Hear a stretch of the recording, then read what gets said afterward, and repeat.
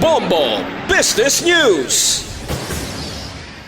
Suportado sa pila ka grupo ang tikang sang Marcos sa administration nga pasakaan ang minimum access volume para sa gina-import nga karne sang baboy. Ipasaka ini sa 204,210 metric tons halin sa masobra 54,000 metric tons. Tuyo sinisunod sa gobyerno nga makasecure sang supply matapos nga namiyerdihan ang supply diri sa pungsod bangod anay sa African Swine Fever o kon ASF outbreak. Sunod sa British Chamber of Commerce of the Philippines makabulig ini agud masiguro nga may bastante nga market supply samtang masuportahan man ang food security efforts ng gobyerno. Nagpahayag man sila nga mapaayos ini ang agricultural trade relations ng Pilipinas kag United Kingdom. Sa ato na nga reference rate.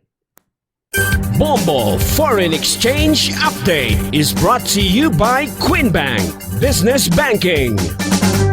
61 pesos and 56 centavos ang baylo sang isa ka US dollar, 7 pesos and 84 centavos ang baylo sang isa ka Hong Kong dollar, 48 pesos and 12 centavos ang baylo sang isa ka Singapore dollar, 16 pesos and 37 centavos ang Saudi Riyal, 71 pesos and 53 centavos ang baylo sang euro. Kabombo, ina nga exchange rate ganbasa naton sa closing transactions ang Bankers Association of the Philippines o kun BAP kag sa Bangko Sentral ng Pilipinas o kun BSP kahapon sang hapon. Wala sang transaksyon sa bungadlaw bangod isa ka regular holiday diri sa Pilipinas. Maga-resume ina epektibo buwas sa aga.